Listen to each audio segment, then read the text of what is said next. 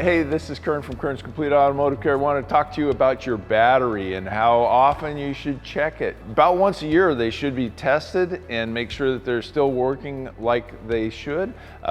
Signs of a weak battery or a poor battery or one that doesn't have enough capacity, everything's run electronically now. So your transmission goes, and all of the computers around the car, the seat computers, the instrument cluster, anything that's computerized needs a battery as a buffer to help stabilize the voltage that goes to it. So a battery that's weak or worn out won't stabilize things. It'll cause other components to fail. So we want to make sure that we have a good fresh battery in there. Every 4 to 5 years we're replacing batteries, so it's a good thing to do. We can check that out for you. We test your battery every year when you come in for service. We can replace it for you here at Kern's Complete Automotive Care.